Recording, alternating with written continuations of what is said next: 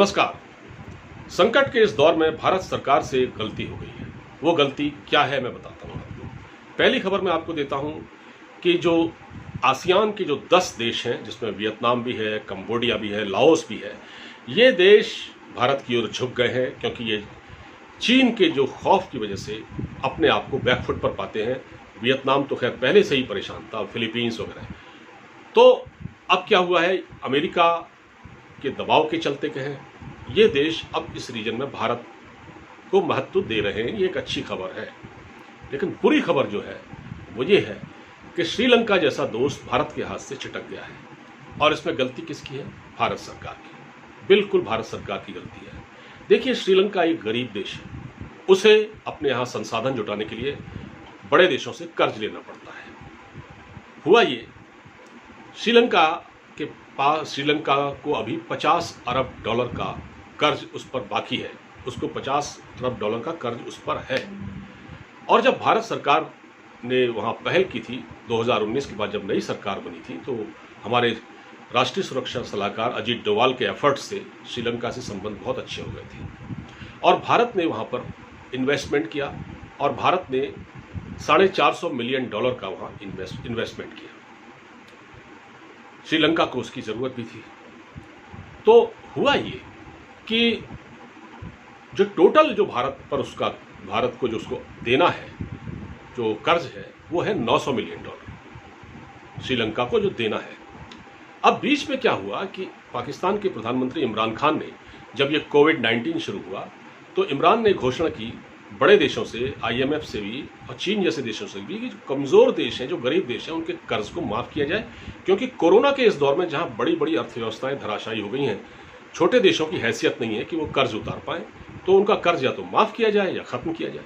तो श्रीलंका इसी फॉर्मूले पर चला। उसने इस बात को पकड़ लिया। उसने भारत से कहा कि आप हमारा कर्ज या तो माफ़ कीजिए या इसको फ्रीज कर दीजिए कुछ समय के लिए।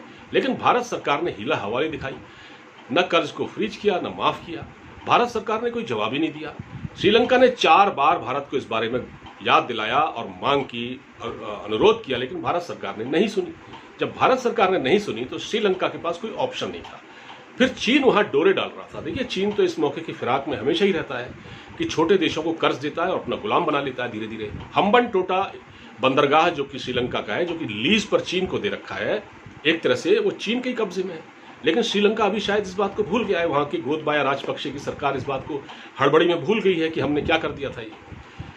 तो अब क्या है कि श्रीलंका एक तरह से चीन के पाले में चला गया है।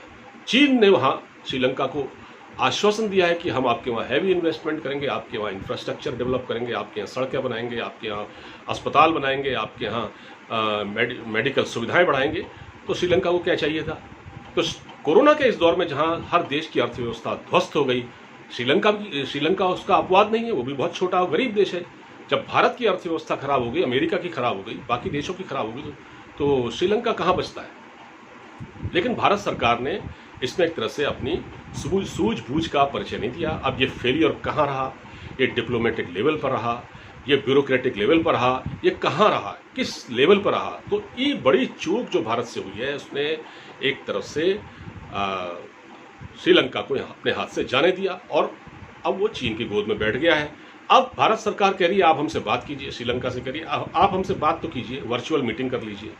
लेकिन श्रीलंका इसके लिए तैयार नहीं है, क्योंकि इस वक्त चीन ने उसको अपने इन्फ्लुएंस में ले लिया है।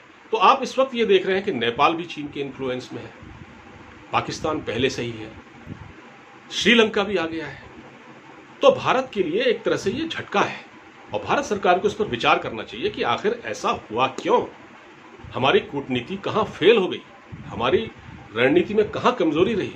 ये भारत को सोचना पड़ेगा। क्योंकि श्रीलंका जैसे जितने भी जो ये कमजोर देश है, ये चीन के पाले में इसीलिए होते हैं क्योंकि चीन यहाँ हैवी इन्वेस्टमेंट कर देता है। भारत की कमी ये है कि भारत आश्वासन तो देता है लेकिन वो काम नहीं कर पाता, और वो काम उससे पहले भारत करे, वहाँ चीन बैठ जाता है आकर। ये सारी दिक्कतें हैं। फिलहाल इस वीडियो में इतना ही। अब मुझे इजाज़त दीजिए। अपना ख्याल रखिए। नमस्कार।